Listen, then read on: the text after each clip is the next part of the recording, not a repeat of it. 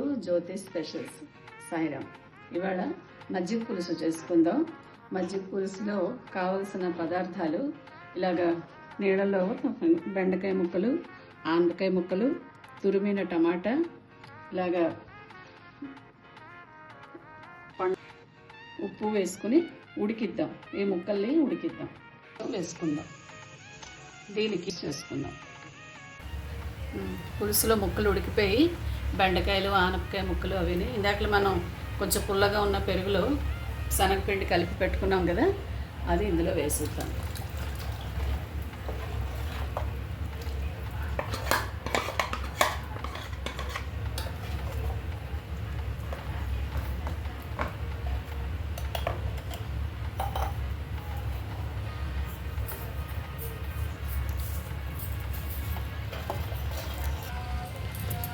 ఇలా పకోడీలు రెడీ చేసుకుని పెట్టుకున్నాం, చిన్న చిన్నవి. ఇవేంటంటే కొన్ని పకోడీలు ఇలాగ మజ్జిగ పులుసులో వేసుకుందాం. ఇలాగా కొన్ని ఏంటంటే తినే ముందు వేసుకుంటే కొంచెం కొంతమందికి కరకరలాడుతూ ఉండాలి అనుకుంటారు కదా, మరీ సాఫ్ట్ అయిపోకుండా ఉంటాయి. వీటితో పాటు ఇలా ఉడుకుతాయి. కొంచెం పచ్చిమిరపకాయలు, కొంచెం ఎండుకారం, జీలకర్ర, ఉప్పు, కొంచెం ధనియాల పౌడర్ వేసాను. దీన్ని పకోడీలాగా చేసుకుందాం. పకోడీలా చేసుకుంటే ఇలా మజ్జిగ పులుసు ఈ ముక్కలన్నీ ఉడికిపోయాక దీన్ని పకోడీలాగా వేసుకుని ముక్కలు ఉడికిపోయాక ఉడుకుతున్నాయి. ఇంకా కొంచెం ఆనపకాయ ముక్క ఉడకాలి.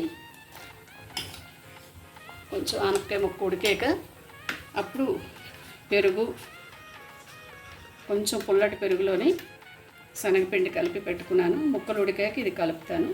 కలిపాక ఉడుకుతున్నప్పుడు పకోడీలు చేసి వేస్తాను, చూపిస్తాను. ఉంది కదా, ఉడికిపోయింది బాగా పులుసు.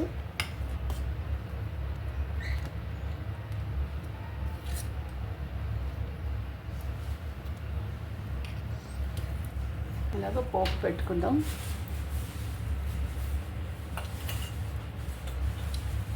పోపులో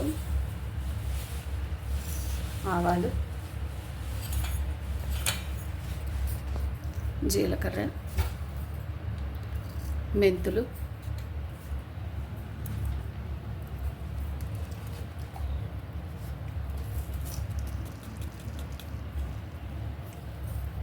ఇంగువ,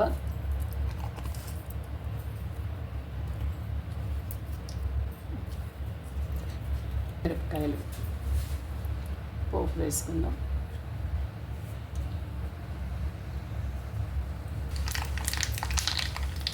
పోపు ఎర్రగా వేగిపోయింది, చిట్టుపట్లు ఆడుతున్నాయి మెంతులు, మిరపకాయలు, ఆవాలు అవిని. ఇప్పుడు కొంచెం కరివేపాకు వేసుకుందాం.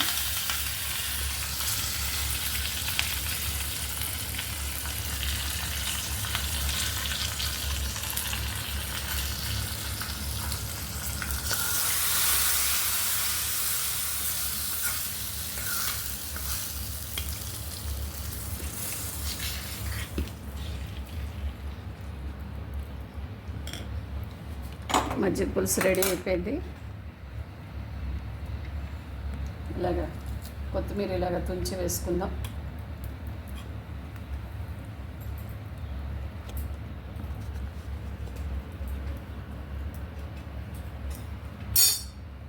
వెంటనే ఇలాగా మూత పెట్టేసుకుందాం. మజ్జిగ పులుసు రెడీ అండి.